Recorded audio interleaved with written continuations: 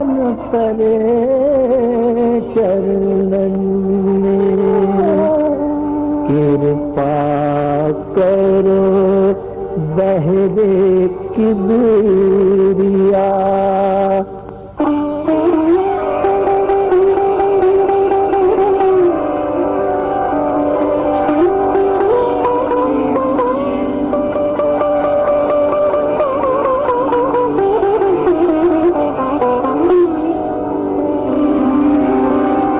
चकवा चकवी दो जने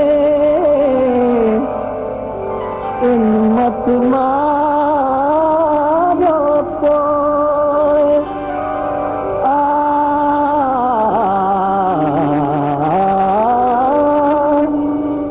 ये मारे करतार के बिछे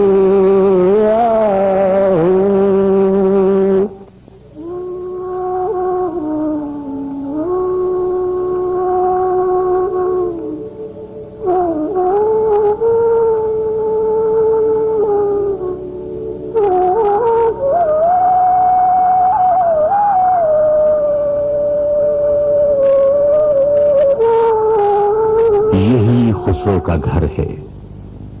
खुसरो आलिम थे, मुगन्नी थे, मूसीकार थे, शायर थे, सिपाही थे, सूफी थे। एक जात में कितनी जातें गुम हो गई थीं। खुसरो ने सितार इजाद किया, शेर कहे, कहमुकरनियां, पहेलियां, दोहे, दो सुखने।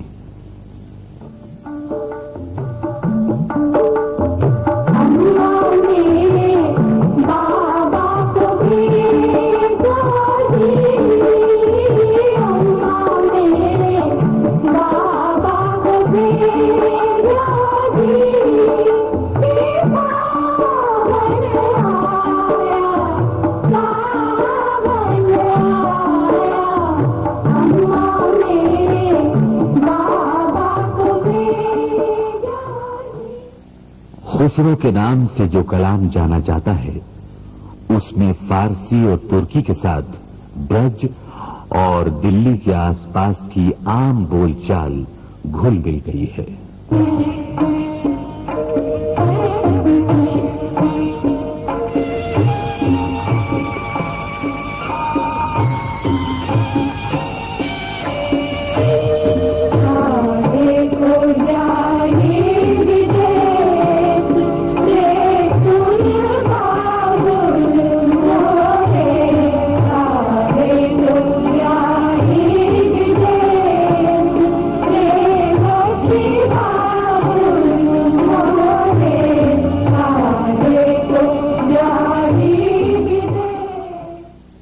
बस्तियों पर जब रात उतरती है, गलियां और बाजार सो जाते हैं, तो खुसरो की पहेलियां जागती हैं।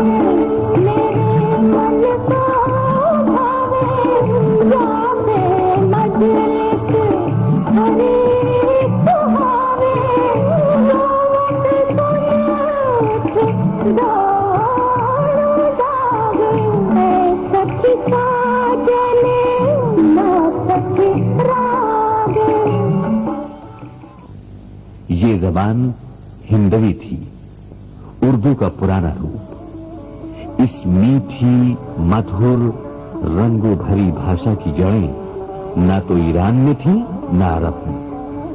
उर्दू पर इसी देश के ऊंचे पर्वतों का साया था। इसकी जड़ें गंगा और जमुना की शीतल धारा में सींची थी। कोयल की कूक और पपीहे की पी कहां, मोर की झंकार, चंपा और चमेली की महक, उर्दू की आत्मा में रच बस गई थी। समाजी जिंदगी आवाम के सपनों और सरगर्मियों, आशाओं और उम्मीदों के दायरे में सफर करती है।